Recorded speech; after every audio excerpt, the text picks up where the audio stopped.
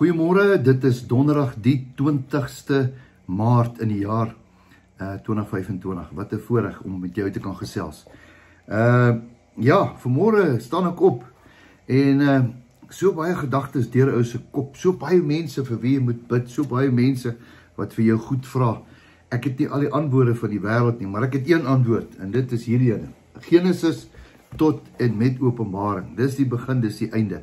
Ek probeer maar hier indel van 'n paar antwoorde kry, maar voor ek daarby begin, het ek amper vergeet om vir jou te sê, volgende naweek, nie hierdie naweek nie, volgende naweek het ons weer 'n pa en seun kamp daar by Doringkop. Doringkop is net aan die kant Belfast.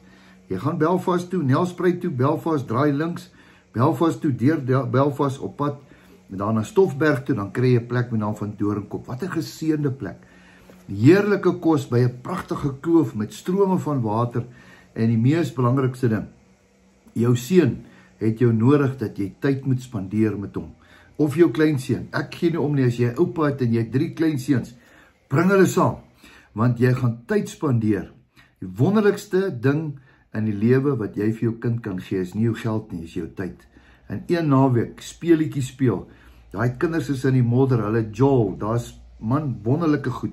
En ons leer jou om jou kind te verstaan. Ons leer jou om jou kind te kan seën. Jou kind het 'n blessing van jou af nodig en jy gaan jou kind identiteit gee. As jy nie jou kind identiteit gee nie, gaan jy dit by iemand anders soek. Glo my. En jy as pa, jy as oupa, gaan nie doen wat hulle aan jou gedoen het nie. Jy gaan dit regmaak. Jou nageslag gaan geseën word. Al wat jy moet doen, is jy moet aanmeld en jy moet my laat weet, dawie.spies@gmail.com. Dis my e-posadres, punt nommer 1. Punt nommer 2, daar's ouens wat nie kan betaal nie. Dit kos maar R800 vir die naweek per gesin. Dit sluit in 'n heerlike braaivleis, al die kos, die kampering en alles is daar's verniet. Daar's nie chalets nie, so jy met 'n tent saambring of 'n boswa. Maak die saak nie, jy kom, jy en jou seun. Daar's nie selfoonopvangs nie. Dis 'n fantastiese plek daar tussen die berge en jy gaan dit baie geniet. Nou, as jy nie finansiëel dit kan bekostig het nie, laat weet my op my e-posadres. Ek gaan vir jou borg kry. En dis baie mense wat luister.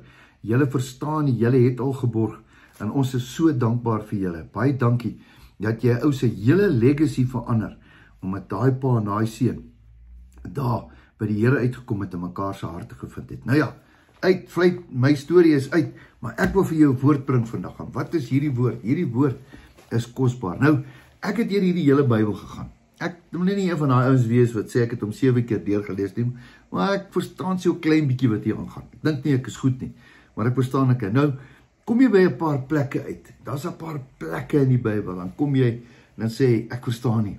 En dan baie keer dan sit ons mense en ons dink aan daai ouens. En nou, as ek die woord Job sê, dan dink jy eers aan een ding. Hierdie ou was baie ryk. Inteendeel, die Bybel sê dat die Here sê dat hy was die rykste man in die ooste. Hy het kinders gehad, hy was geseënd, hy het alles gehad.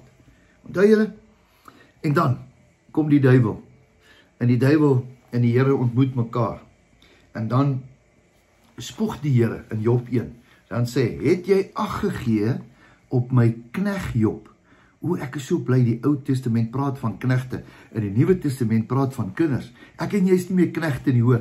Ons is nie slawe nie, ons is kinders van God. Nou, in die Ou Testament kom God en hy sê, hy spog oor sy goeie knegt Job. Het jy ag gegee op my knegt Job? Ja, sê die duiwel. Nee, ek hou hom lekker dop. Hy is jou witbroodjie. Jy sorg lekker vir hom, né? Kyk net wat gee jy als vir hom. Hy sê ja, ons vat net sy goed weg. Dan kyk ons nog steeds of hy bereid sal wees om u te dien. En die Here sê, is alright, jy kan, maar jy mag nie aan hom iets doen nie. Jy mag hom nie doodmaak.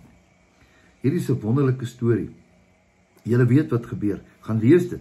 Pragtige verhaal. Die volgende oomblik begin die goed dood te gaan. Sy kamele, sy donkies, sy mense. Alles om hom gaan dood. En dan op 'n stadium beklei hy met die Here.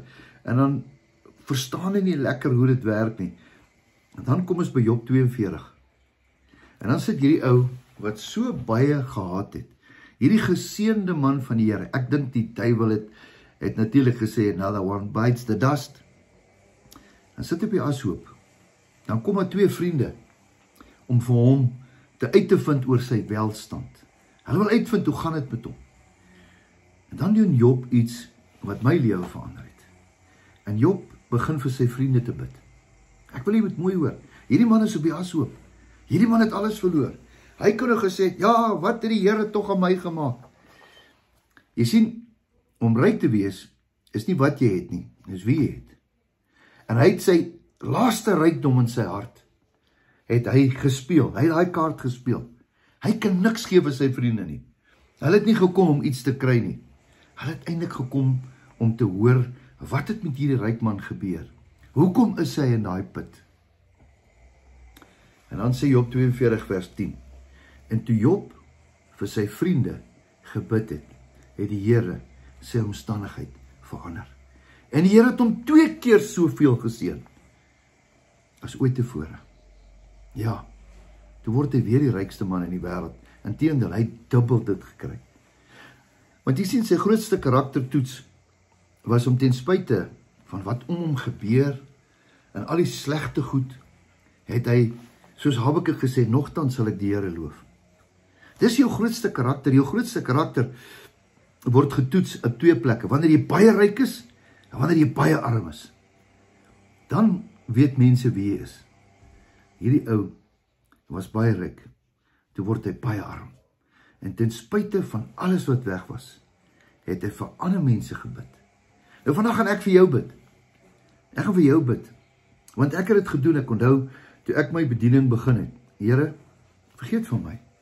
Ek gaan vir ander ons bid, want as u dit vir Job kan doen, gaan u dit vir my doen. Glo jy my? Dis mos wat die woord, ons het mos geleer by hom. En ek wil jou vra, begin jy vir ander mense te bid. As jy op 'n ashoop sit, as jy op 'n krisis is, as jy siek is, as jy depressief is, time out. Los alles. Begin vandag vir ander mense te bid. Is jy bereid om dit te doen?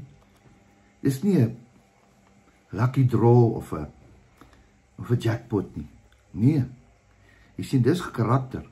Die grootste karakter is wanneer dit met jou sleg gaan, dat jy ten spyte van alles nog steeds die Here kan loof en prys en vir hom kan bid. Ek gaan vandag vir jou bid. Here, ek bid vir iemand wat op 'n ashoop sit. Ek bid vandag vir iemand.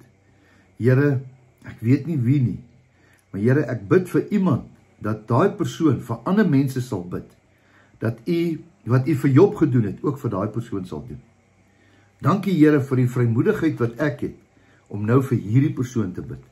Ek bid die seëninge van die Here. Ek bid 'n draaipunt. Here, ek bid 'n blessing. As u dit vir Job kan doen, kan u dit vir my doen, en u kan dit vir baie ander mense doen. Dankie daarvoor. Is my gebed in Jesus se naam. Amen. Nou ja, nou kom hy, die seëning. Ek spreek oor jou dat jou beste voorlê en dat jy eendag sal kom vertel van hoe die Here jou geseën het, omdat jy bereid was om ten spyte van jou omstandighede, ten spyte van jou siekte, het jy vir ander mense gebid. Totsiens, jou beste lê voor.